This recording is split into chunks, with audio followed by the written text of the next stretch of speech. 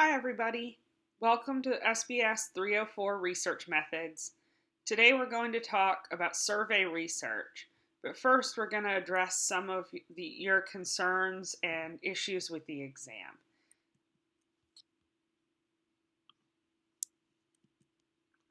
So, talking about exam 1, I'm not finished grading it yet. You'll have your grades by tomorrow. I'm sorry it's taking me so long. So far, it's going really well. 15 out of 17 students have taken the exam. The lowest score so far is a 52, which is actually pretty good. And the highest score is 104 points. I added some bonus points to the exam because there were two questions that almost nobody answered correctly, and that lets me know that I didn't teach those concepts very effectively. So when things like that happen, I usually just give back some points. So somebody did earn 100 points and was given the 4 bonus points, so they got 104 points. When will I go over the exam? Well, as you know, some of your classmates have COVID, so not everyone has taken the exam yet. So I can't go over it because then I would be giving away the answers. So as soon as everyone takes the exam, I will make a video going over the exam with you. And I will also discuss it with you in the discussion boards. Until everyone has taken it, I really can't do that. But we will go over exam 1 in detail before you take the final. Lab 2, again, I am behind in grading. I'm trying my best. Midterms are hell for professors too. You will have your feedback by Thursday, and all your grades will be up to date by Thursday evening. I apologize for the delay, but so far it's going well. Most people did a good job on the lab and understood the concepts pretty well. So I'll be giving individualized feedback, but in general, it's looking good. So today we're going to talk about survey research.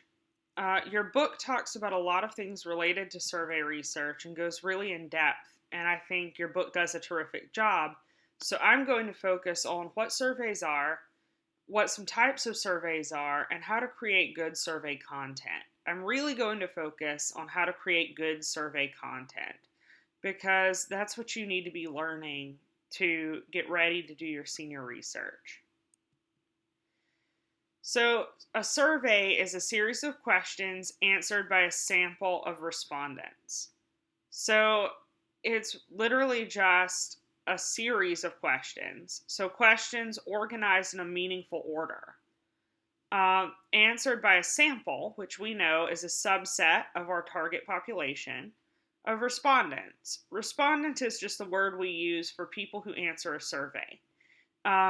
Your book uses the word participant more often for general people who participate in research of any kind. But when we talk about surveys, we talk about respondents. And that's often abbreviated R. In data about survey research or writing about survey research, you'll often just see respondent abbreviated with a capital R. So surveys are a tool for primary data collection. Researchers can design and conduct their own survey research. But more often, surveys are used for secondary data analysis, which is when researchers conduct new analyses using data that have already been collected. So, a researcher conducting secondary data analysis would look at someone else's already collected survey data and would do new analyses to answer new research questions, test new hypotheses. These may be tests and analyses that the original researcher didn't anticipate, and that's okay. Science is a conversation, and most people who collect big survey data end up sharing those data in a database or a repository where other researchers can access them. So an example of that is the ICPSR, which I want to say stands for the International Consortium of Political and Social Science Research. And this is a large database. It's a giant repository of data sets.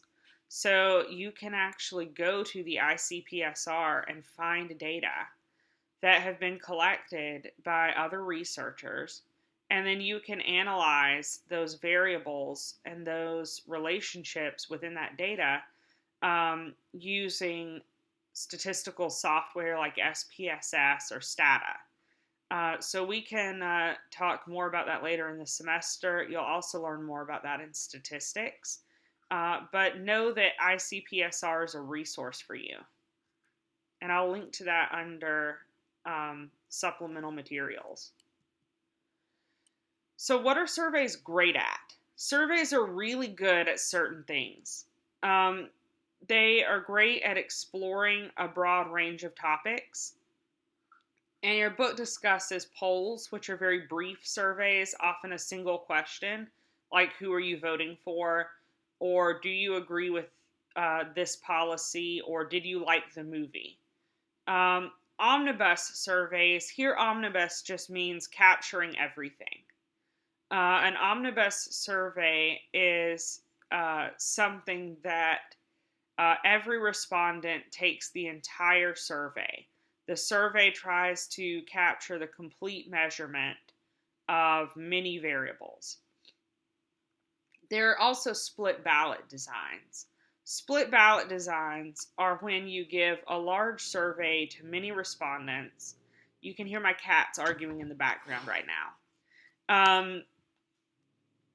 Are when you explore a large range of variables with a very large sample, but not every respondent answers every question.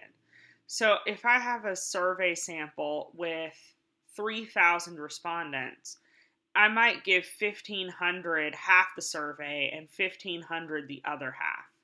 If the sample is representative and I split the ballot at random, that should still give me a really large generalizable data set. Surveys are also useful for comparing subgroups. If I have a large sample that's representative of the population, I should be able, if I collect appropriate demographic information, to say, for example, that older people feel one way and younger people feel another way, or that men feel one way and women feel another way, or that evangelicals feel one way, Catholics feel another way, and Muslims feel a third way. It should be pretty simple to compare subgroups if I have a large representative probability sample. Surveys are also great at tracking change over time. And this is where timing of surveys comes in. If I want to track how changes in opinion or changes in behavior take place over time, I need to use either a repeated cross-sectional design or a panel design. So an example of a repeated cross-section design would be the General Social Survey. It's a survey given every 2 years to a very large sample, and it uses a split ballot design, so not every respondent answers every question, and it draws a new sample every time. So that's why it's called repeated cross sections. A cross section is done at one point in time with one sample. Repeated cross sections are done at multiple points in time using a new sample every time. And panel designs follow the same sample year upon year. So the research that I did for my dissertation used a panel design. It was a large representative sample of Miami-Dade County, and it followed parents and children over 3 waves of data collection with 3 years in between.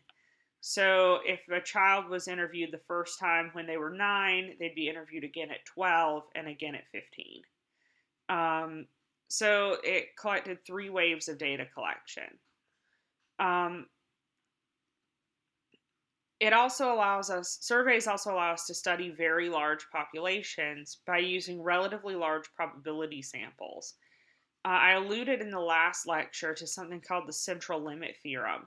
And I think I linked to a video on the JB Statistics YouTube channel explaining the central limit theorem. Um, it's a really amazing principle of mathematics that allows us to make generalizations to a very large population using relatively large probability samples. But essentially, if you have a sufficiently large sample, and surprisingly, the number required for this is not as large as you might think. Usually, if you have 3,000 participants or 3,000 respondents in your sample, you can generalize to a very, very large population.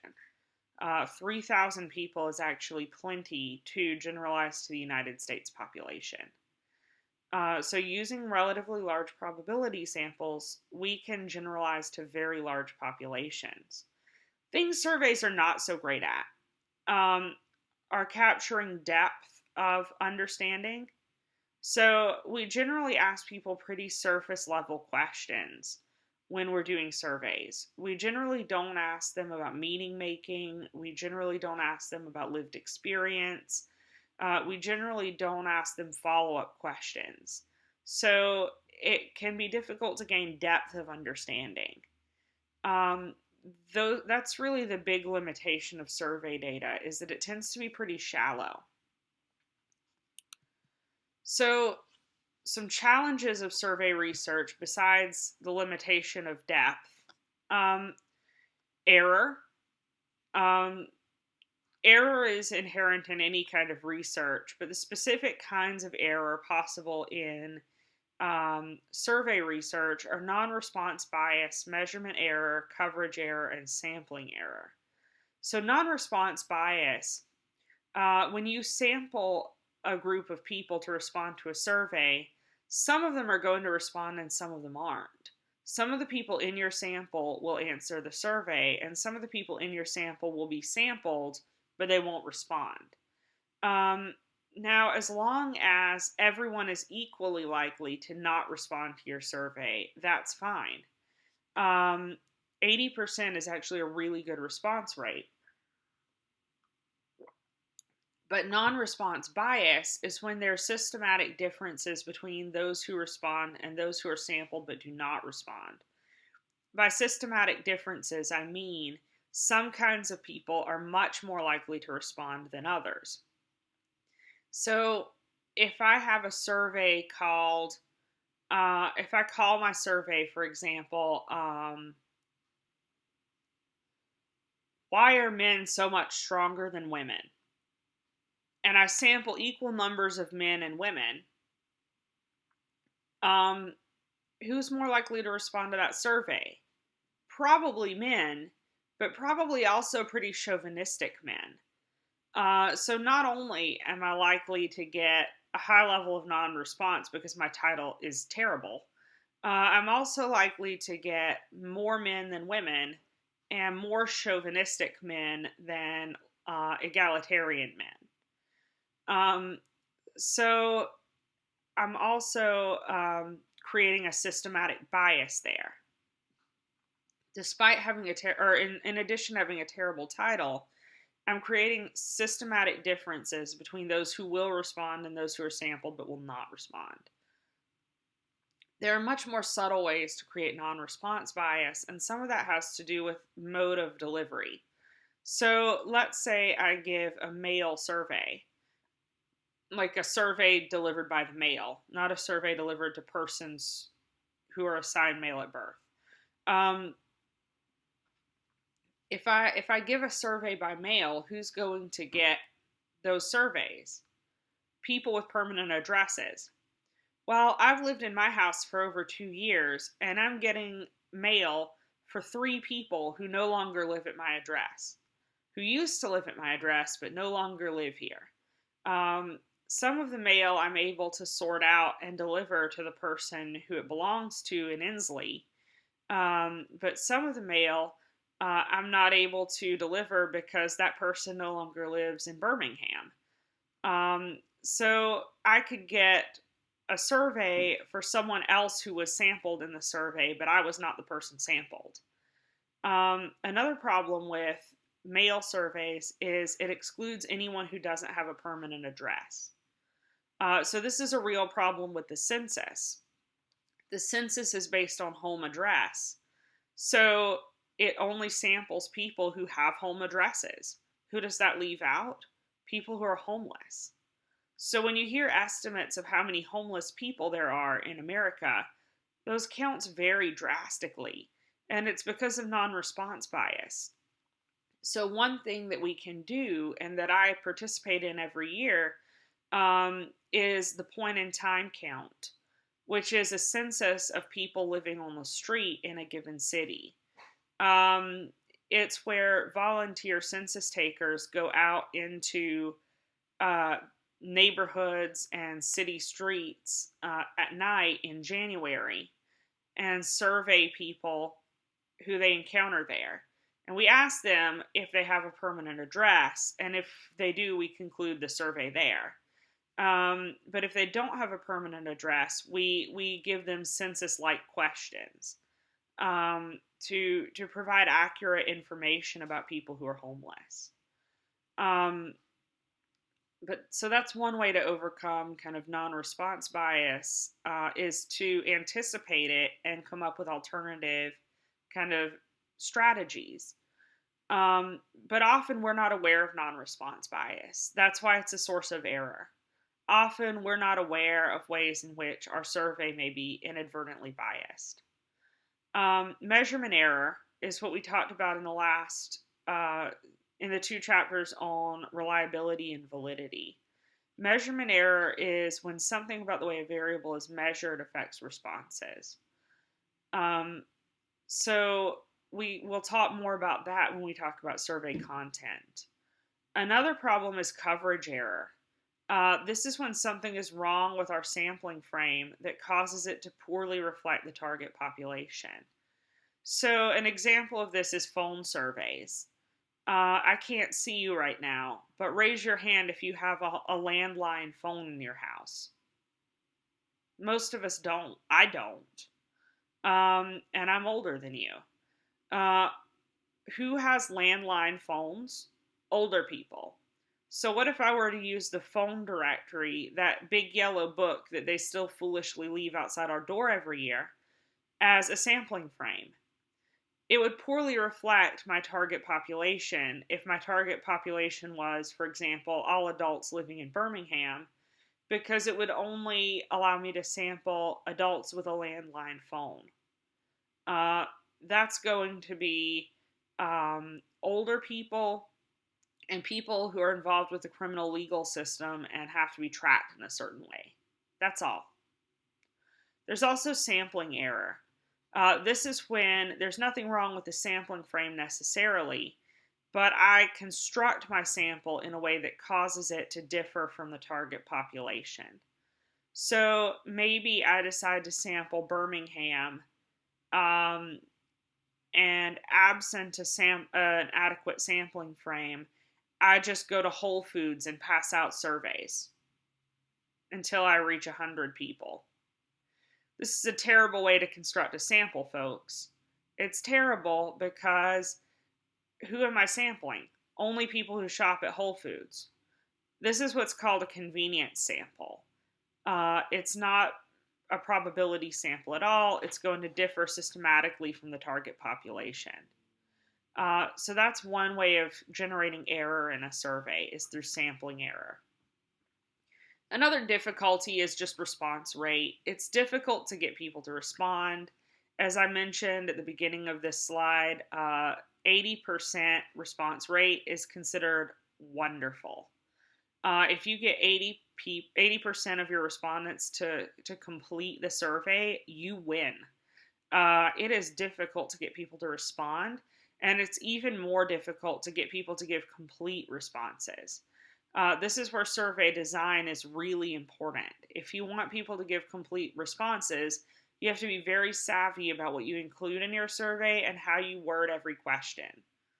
Because people can encounter one question they don't like and be like, forget your survey, I'm not answering the rest of this. So, or people can misunderstand one question. and then decide this is too hard. I don't want to finish. Or people can have really busy lives, like most of us do, and have only a few minutes to give to completing a survey. And if the survey takes too long, they simply get distracted or get interrupted and never complete it. So, getting people to give complete responses to surveys is very difficult. This is where mode of administration comes in. Mode of administration can really affect non response. So, surveys administered by an interviewer are much more likely to generate complete surveys than self-administered questionnaires. Survey administered by an interviewer has some strengths and weaknesses. For one, the interviewer can explain instructions and probe for more information. I can't remember if I've given this example before, but I once was administering a survey to older folks who had been relocated from public housing. They had lived in public housing dedicated for senior living for many years, in most cases, and the city was demolishing their development and giving them vouchers to move into neighborhoods. And they had been interviewed at a point. It was a panel study. So they had been interviewed at one point in time when it was announced that their living would be demolished, that their living development would be demolished. And then they were interviewed another time while they were being relocated. So in the process of being relocated, between the time they got their voucher and the time they actually moved, they were interviewed again. And then a third time at wave 3 of data collection was a year after they had relocated. And this is the interview that I was participating in. I was participating in wave 3 of data collection. I was a trained interviewer. And I was trained to explain instructions and to probe for more information. Meaning, if a respondent was having trouble answering a question, I could give certain assists. I could give certain hints or certain explanations that might help the interviewer or the respondent come up with an answer. These were the same probes for everybody. I wasn't allowed to just help the respondent come up with an answer in any way I chose, but I had a list of phrases I could say to help them. Well, I was asking a question to this gentleman who was telling me about how much he loved his neighborhood. Every question I asked about his new neighborhood, he loved it. He strongly agreed with every question about the neighborhood being good and strongly disagreed with every question about the neighborhood being bad. He just freaking loved his neighborhood. And then I came to one question about fear in your neighborhood. And he had disagreed with every item on the scale except I said, when you approach your neighborhood, do you feel anxious? And he said, yes, I feel very anxious when I approach my neighborhood. And I said, okay, that surprises me because you've so far indicated that you liked your neighborhood and felt comfortable there. Can you say more about, what that anxiety is like? And he said, yes, I just love my neighborhood so much that when I get close to home, I can't wait to get home. I feel so anxious to get there. And I was able to say, what if I told you that here anxious means nervous or uneasy? And he said, oh, I don't feel that way at all. Strongly disagree. So I was able to explain the instructions and probe for more information. I was also able to make observations.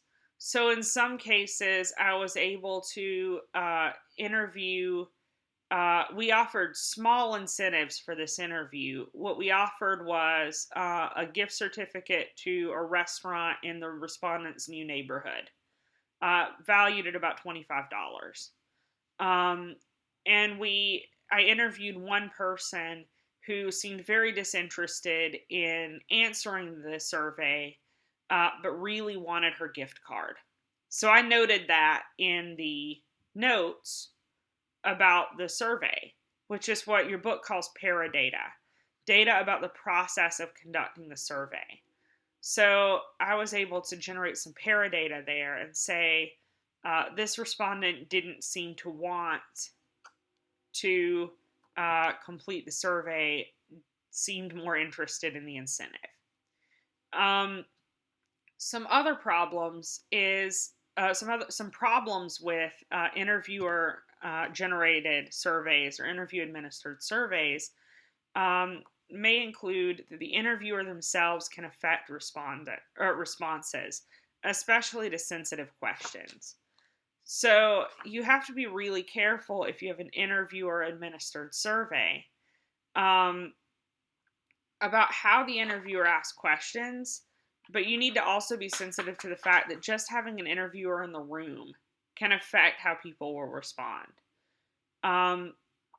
It's also true that the identity of the interviewer may affect responses. People may feel more comfortable talking to somebody who resembles them or who they think shares their experiences for whatever reason. This was an in-depth interview process, but I interviewed a sample of white Southern college students on stereotypes about white Southern people. I'm a white Southern person. So when I was interviewing them, they would often say things like, I would ask a question and they would say things like, well, you know what that's like. I don't need to tell you. And I had to say, no, please tell me, as if I didn't know. Another feature of interviewer administered surveys, though, is that they're often more accessible. In the sample I was interviewing for, with the older adults who'd been relocated from senior public housing into neighborhoods, many of them were much older people from poor areas of the state who could not read. And many of them, because they were older, had difficulty reading a screen and interacting with a computer.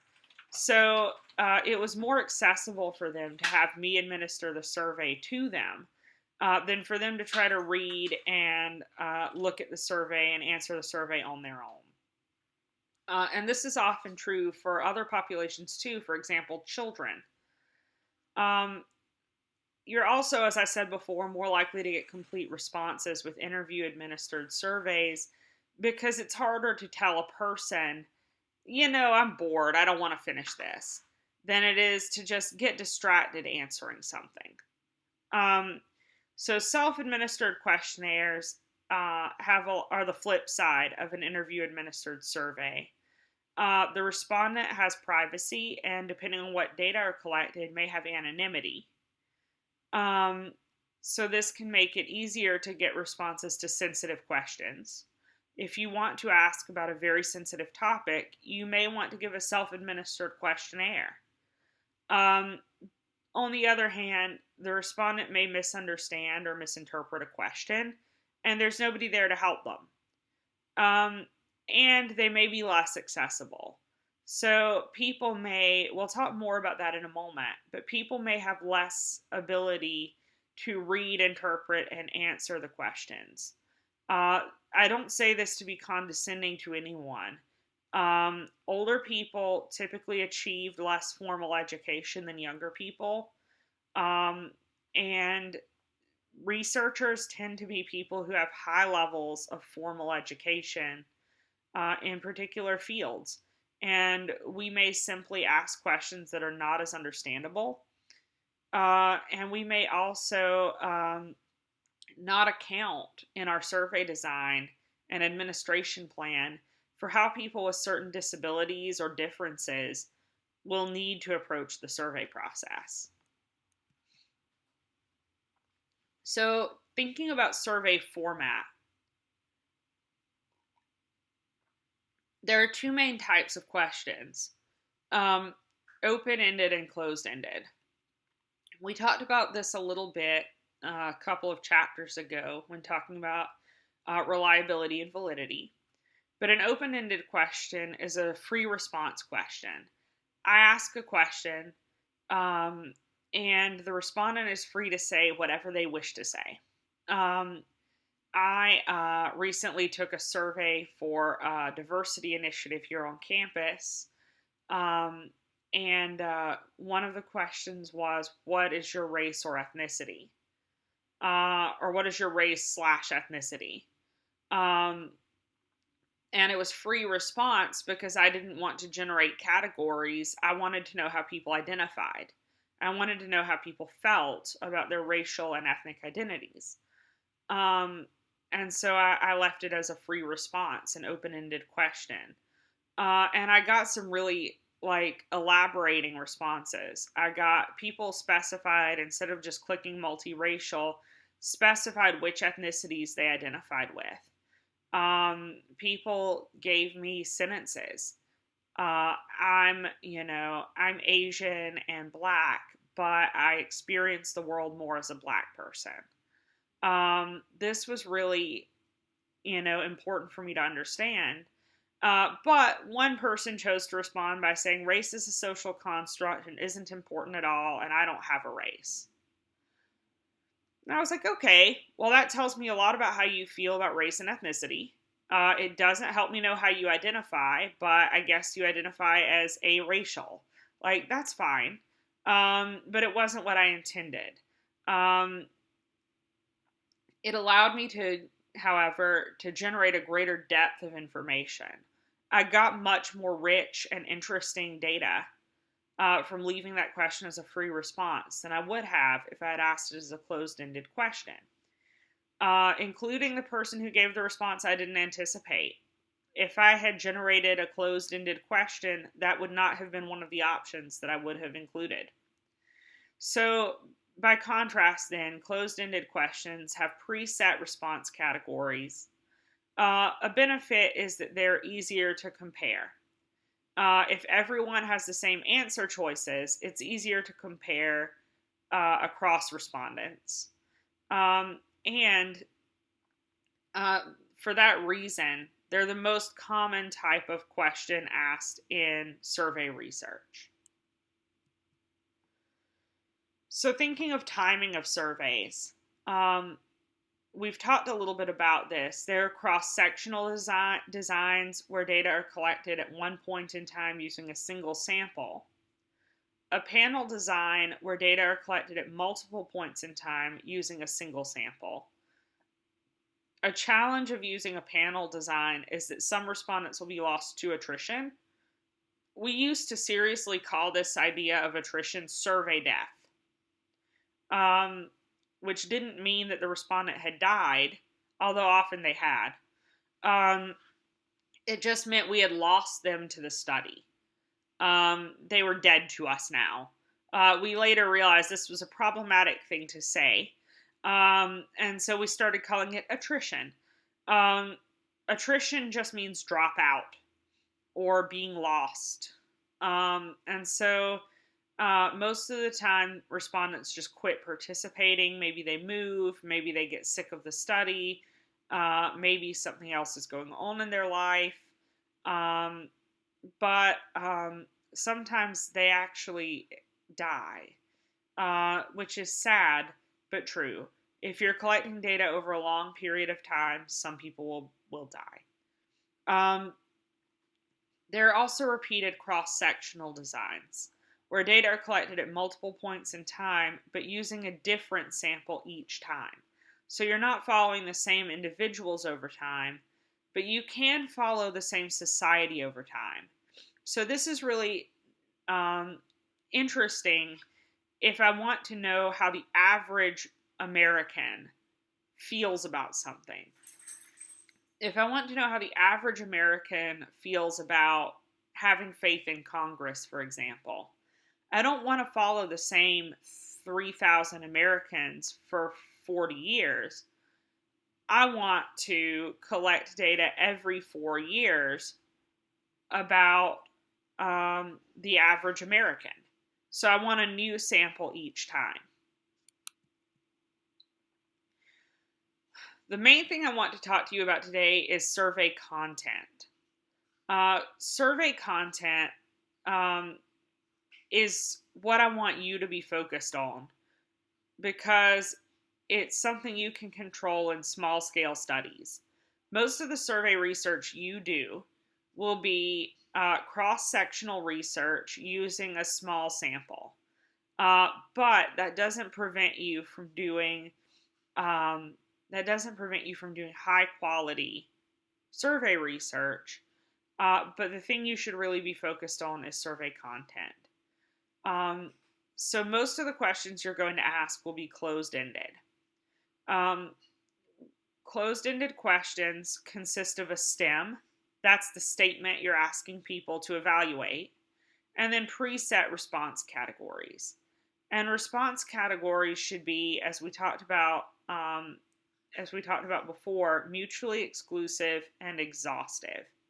Where mutually exclusive means that people can fit into at most one answer category, and exhaustive meaning everyone fits into at least one category. Most survey questions use a rating scale, measuring agreement, which is called the Likert scale. You will be familiar with this. It's the one that goes strongly disagree, disagree, neither agree nor disagree, agree, strongly agree, or frequency, or the degree of something, or the intensity of a behavior, belief, opinion, or quality. So I might ask, for example, how important is religion to you in your life? Is it not at all important? Is it a little bit important? Is it somewhat important? Is it pretty important, or is it extremely important? I may ask, how often do you do something? I may ask, how strongly do you believe something? All kinds of things are possible, but the important thing is that I usually use a rating scale. So something you need to be aware of is acquiescence bias. That is, people are more likely to choose an agree option than a disagree option. That's why we almost always put the negative options first to kind of countervail acquiescence bias. We basically want to remind people they have the option to disagree because we as a society tend to prize agreeability. We tend to value niceness, pleasantness, cooperation. And so people will often agree to be cooperative. But another reason people will agree is if they don't understand the question. It's just a fact of human kind of psychology that if we don't understand what we're being asked, we tend to just say, okay, sure, instead of saying, I don't think so. Especially if there's no option for I don't understand or no answer, right? So one strategy for overcoming this is what's called forced choice questions. Instead of giving a rating scale, like how strongly do you agree with the following statement? Religion is very important to me. Or asking, how important is religion to you? Well, if I don't have an answer to that question, or maybe I don't understand what's meant by religion, or maybe I don't know what's meant by important, a forced choice format of that question would be, which statement applies best to you? Religion is very important to me, or religion is not at all important to me. It would be a dichotomous, choose this or choose that. Or I could ask an example of a question that might be misunderstood or might be something that would target acquiescence or induce acquiescence would be something like, how much do you agree that government subsidies of the meat industry are appropriate? Well, most people don't think about government subsidies of the meat industry unless you're an animal rights activist or a environmentalist. You probably don't think about that. So a forced choice option that would be easier to answer might be, which of the following statements do you most agree with? The government should give money to farmers who produce meat, or the government should give less money to farmers who produce meat. So it's two mutually exclusive categories, or two mutually exclusive answers, and they're forced to choose one statement or the other statement. So another issue of survey content is whether to use single item measures or composite measures. Where single item measures use one question to measure a variable. For example, demographic information is generally a single item. We generally ask one question about gender, one question about race, one question about age, one question about income, etc. But often, especially when a variable has many dimensions, we may want to use a composite measure to measure multiple dimensions of the same variable. So or we may think that the degree of a variable matters a lot. So this is where we might want to use indices or sums. An index or indices or scales. An index is a list of items where the items are summed up. They're totaled. So you get a count of items that the respondent agrees with, or a sum of how much they rate each STEM. An example would be the Adverse Childhood Events Index. It's a list of negative events that a child might have gone through. And what we do is we take account of how many of those adverse events happen to that child. Because we think that going through more of those events is more likely to relate to harm for the child than going through fewer of those events. In addition to indices, we have scales. Scales, instead of taking a sum, take the average of multiple items to measure a variable. So an example might be the Center for Epidemiologic Studies Depression Scale. Here we take an average. Each STEM, there are 20 STEMs, and people are asked how often in the past week has each of these things happened to you, or have you felt each of the following things? And each thing is then counted up and averaged. So each thing is rated from a 1 to a 5. So we average them and arrive at a score between 1 and 5 on the CES depression scale. So this averages items. The logic there is there are different dimensions of depression, right? When we think about depression, we generally think about mood, but we could also think about sleep symptoms. We could also think about eating habits or behavioral symptoms. We could also think about attitudinal symptoms, and we can also think about physical pain and distress. So I might be really high on the behavioral and attitudinal measures of depression, but pretty low on the physical and sleep dimensions. So this allows me to average my depression symptoms across multiple dimensions. So that's where scales are really useful. So the next thing we need to think about is question quality. When we're writing questions, we want to be as simple and clear as we can with our language. We don't want to use big words, and we especially don't want to use jargon or kind of insider language. So I would never ask somebody, what is your level of religiosity?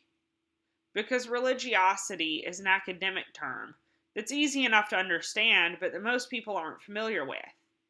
Instead, I would ask, in general, how important is religion in your life?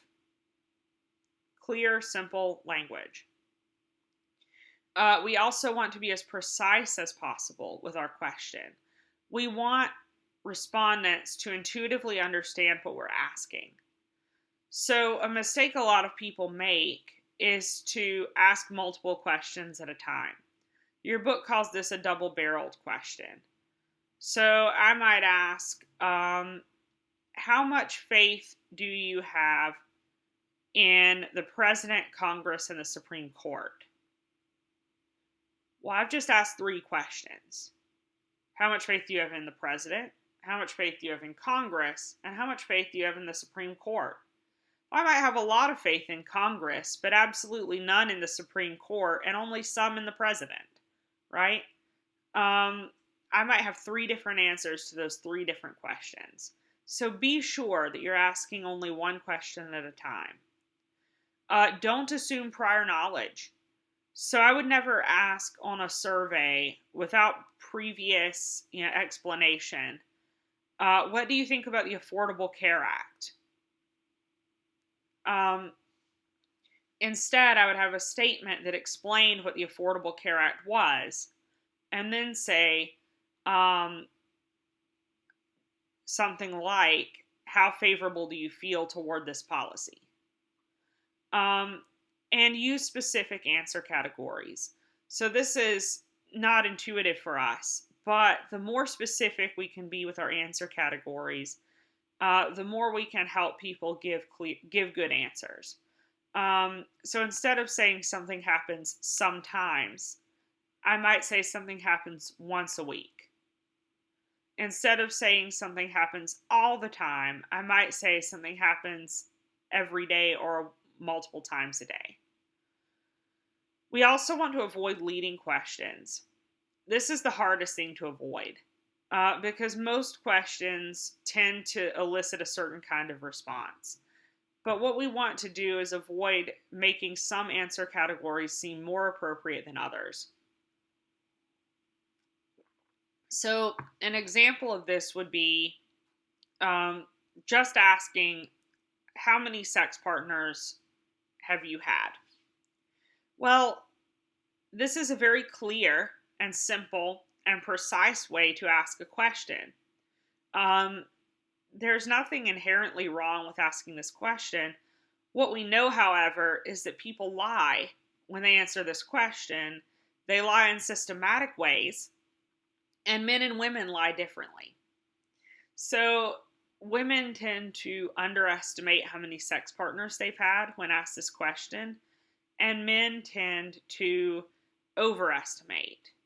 So one way around this is to actually ask people to list the initials of sex partners they've had, or to write the approximate dates of each sexual relationship they've had, or something like that. It forces them to think about a count in an accurate way. We don't think people are, by the way, I use the word lying. I should have said answering the question inaccurately. There's no reason to think that people are deliberately misleading researchers, although that's possible. It's also possible that people are simply estimating wrong. That men tend to have inflated estimations and women tend to have deflated estimations. We also want to avoid questions that would tend to feed into acquiescence bias. So, if I were asking a question about your experience at Birmingham Southern, I wouldn't want to ask a question like, how much do you love your sociology professors? Do you love them? Not at all. Do you love them a little bit? Do you love them some? Do you love them a lot? Or do you love them extremely? Right? Just by using the word love, I have implied that you have a favorable opinion of your sociology professors, and maybe you don't. So even though not at all is a dancer choice, I've led you to rate sociology professors more highly than you otherwise might. So a more neutral way to ask that question would be, how favorable or unfavorable do you feel toward your sociology professors? Very unfavorable to very favorable. So I want to avoid leading questions.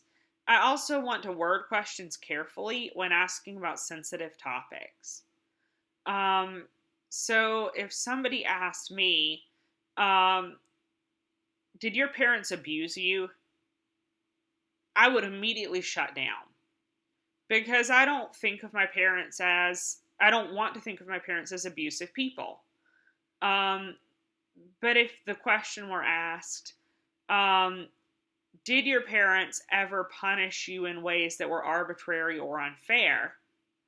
Well, not only do I have a more precise question and a more clear question, it's obvious what's meant by abuse here. I have a question that's less loaded, right? I have a question that's going to trigger fewer kind of emotional responses. Because most people could say that at some point their parents punished them in a way that was arbitrary or unfair. And so, it's still a measure of abusive behavior, but it's one that most people don't associate with kind of hating their parents. So when asking about sensitive topics, you want to avoid emotionally charged or loaded language. When thinking about surveys, remember that in our definition of survey, we talked about that surveys are a series of questions. Series implies that they come in a particular order. And indeed, we really need to think about question placement and question order very carefully when constructing a survey. So your book talks about two concerns. One is response set, which is the tendency to answer related questions in the same way. So if you've done this on a survey, I'm almost certain, where you were answering a scale or an index about a particular variable, and you chose strongly agree for the first response. Well, it's pretty tempting to just say, well, yeah, I have this, I know what this is measuring, I have this experience, so I'm just going to mark strongly agree with everything, right? Response set is a common tendency that we have to really try to avoid. So some options are to change the response categories up. So every 3 or 4 items, we might have some blank space and start asking the questions with response categories in a different order, or with different response categories altogether. So instead of strongly disagree to strongly agree, we might have not at all true for me or very true for me. A more common choice is reverse wording of the stems in the question. So instead of changing the response categories, we change the stem. So if you look at the Center for Epidemiologic Studies depression inventory, we ask respondents some reverse worded items. Some items directly measure depression. I feel that I cannot shake off the blues, is one of those items. I feel worthless is one of the items. But another item is, I feel that I'm as good as most people. Or I feel that I can succeed if I really try. Those are items that measure kind of the absence of depression. So if I wanted to create a scale of abusive parenting, I could have some items like, my parents punished me no matter what I did. But I could have some items like, my parents were fair in assigning consequences for mistakes. That would measure the absence of the thing I was trying to measure.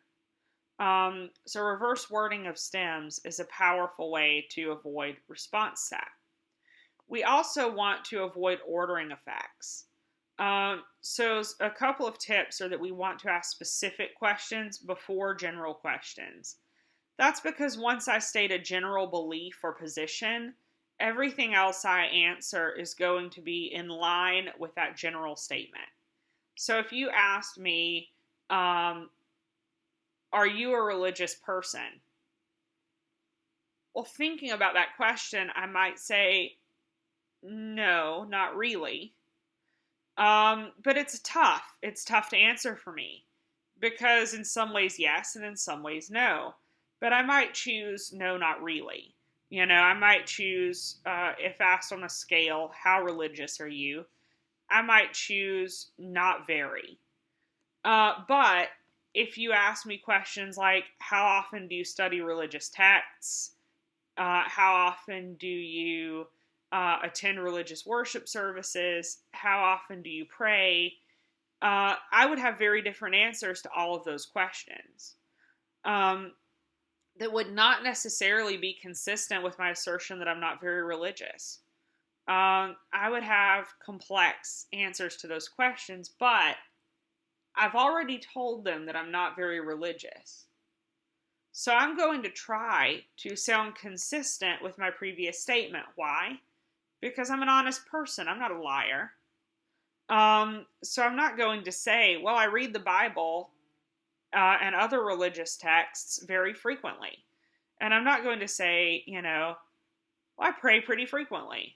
And I'm not going to say, well, I attend religious services about as often as most people, right? I'm not going to say those things, even if they're true, because I don't want to appear, inconsistent. So we want to ask specific questions first, and then ask general questions. We also want to avoid priming. Priming is when we lead respondents to think about a topic in a particular way. So we can see this when we look at any political survey generated by a party or an action group. I'm not a snoop, but I spend a lot of time at my parents' house taking care of my grandmother. And they get a lot of mail. They're very involved in politics, and they get a lot of mail from political candidates and political action committees. And so they received a poll in the mail that they were supposed to respond to by mail. And the question was something like, do you agree that candidate X's position on stopping illegal immigration is the only way forward for our country? And the alternative was, no, I think illegal immigration should go unchecked.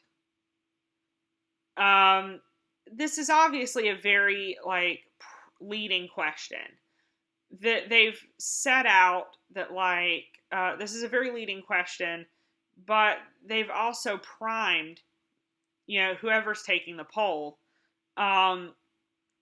to think about the issue in a particular way.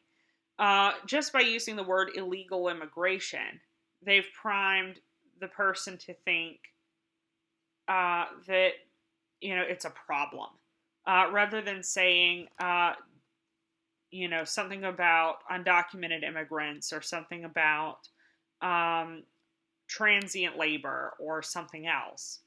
There are other ways to frame that question, but what's important about order effect is that any question they ask after that one, that's how my parents are thinking, or anyone else taking the poll. So we want to avoid priming respondents to think in a particular way. Other ways we could prime people are with the title of the survey, with the way we frame the section that they're answering. So, for example, if we say, the following section is about your opinion on illegal immigration, we're priming them to think of it as a problem. If we just said, the following section is about your opinions on immigration, we're not really priming them to think about it in any way in particular. So how we word every part of the instrument affects how people will read whatever comes next. So finally, when thinking about how we conduct surveys and how we evaluate our survey content, there are two main ways of evaluating whether our survey is doing what we want it to do. One is piloting, and this is administering the survey to a small test sample before administering to a wider sample or population in the case of a census. We've talked about this before. When talking about reliability and validity. Another strategy we can use is cognitive interviewing, which is interviewing survey respondents about their understanding of survey questions.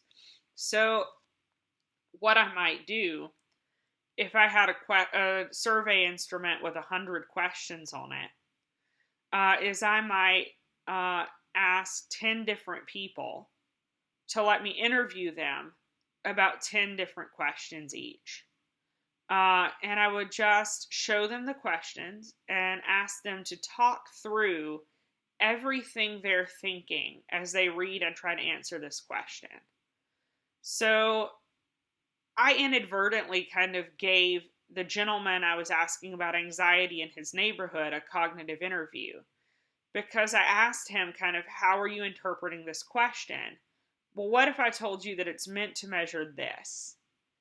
And that was a rough form of cognitive interviewing.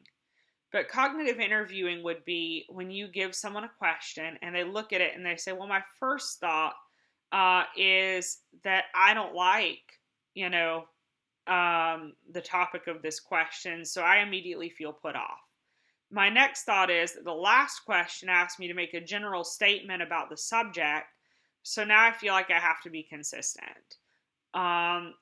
And another thought is, I find these answer categories confusing. The answer I would choose isn't represented here. So they kind of tell you exactly what's good or bad about a question from a respondent's perspective. Cognitive interviewing is an invaluable skill for assessing whether your survey instrument is good. So these are the things I want us to think about when we think about surveys. We really need to focus on content.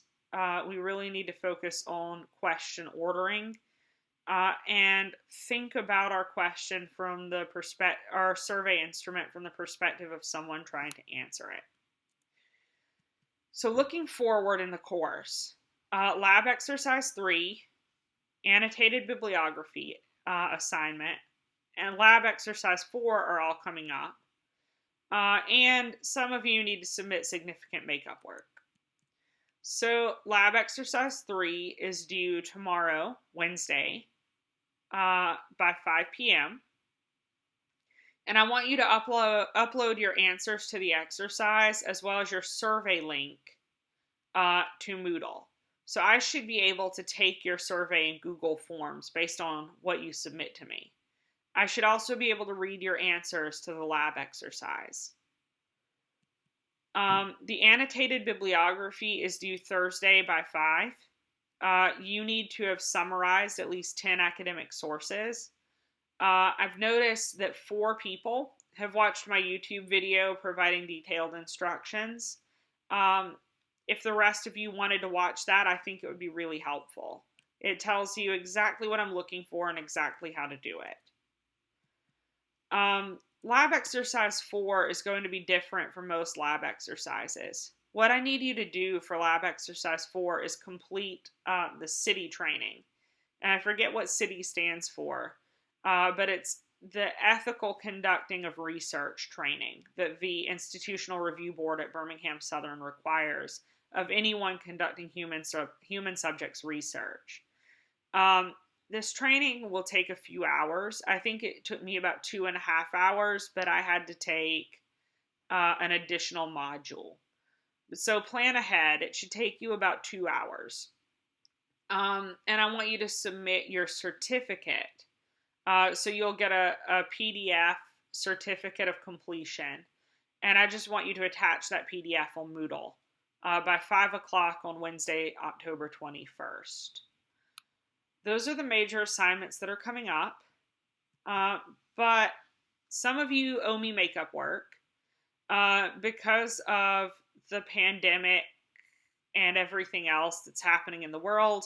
I'm not really penalizing people for late work right now. It's still beneficial to turn it in on time, but I'm pretty much just accepting work when people can get it to me without penalty, especially if you talk to me and let me know that's what you need. So please try to make up late work as quickly as possible so that I don't become overwhelmed trying to grade your work and miss something. Please submit all late work to the late work folder under the submission folders tab on Moodle, regardless of what assignment it is. I will check this folder at least once a week. But if you want to email me and let me know you've submitted something, that's also a good idea. And please ask me immediately if you have any questions. So a lot of people, when they've missed work, feel embarrassed. They feel like they failed or let me down or like I'm mad at them. And none of these things are true. We're all trying our best right now, and I'm not judging you as a person or even as a student based on how late your work is. So please just submit your work when you can and ask me questions about late assignments or whatever you need. Like, I'm still your teacher. I'm still here to teach you. Ask me if you have questions. And that is what I want to say about research methods today.